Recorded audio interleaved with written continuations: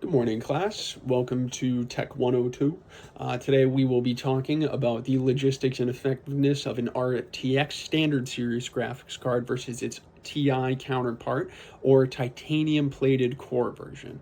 Assuming we all understand what a graphics card is, your standard RTX unit, which is a graphics card that usually houses about 2 fans or 3 fans in its manifold, a cooling unit, as well as a computational and electrical unit to connect to the main part of your computer.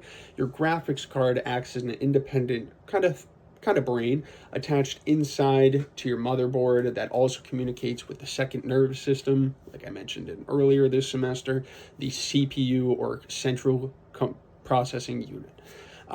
Like I mentioned earlier, the TI unit is essentially the same, but it's kitted with titanium plated core rods. These core rods come with essentially higher clock speeds, which make it less input lag on your computer. So when you buy a new mouse, the faster I can click this and the motion appears on my computer screen, the less input lag there is. And that's what these titanium plated cores allowed the TI version to achieve over the RTX. They also contain more CUDA cores, which are specifically for the graphics card itself, not the main computer as a whole unit.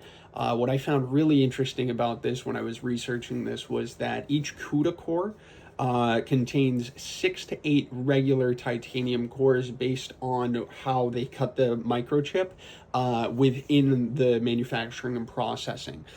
Some TI models are equipped with a higher amount of video memory, which is a really powerful thing to have on a processor these days, especially with all the high resolution renders and games that are coming out. It's usually supplemented by regular video memory that's installed into the motherboard itself, just like the graphics card. It allows the card itself to store more graphics data and can handle larger models and renders, like I said. So if you're a graphic designer or you're somebody that really enjoys high-level video games, like I know PUBG is one of those ones that requires a lot of video memory and a lot of processing power.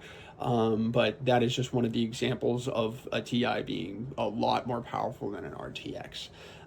While there has been a lot of debate, like I said, on exclusively holding a title in the PC gaming or processing, there's a company that has cornered the market on specifically graphics and technology development itself. Their use of data collection via their NVIDIA app and cloud gaming, which is you're able to play a high graphics level game, but over the cloud. So your computer might not be that powerful, but you don't need to have one to enjoy the same level game that somebody with, say, a $2,000, $3,000 gaming PC might enjoy. The only counteract to that is they collect that data from that person and say, what kind of product would this person, what kind of games are they playing? What product can we design to help them get into our market?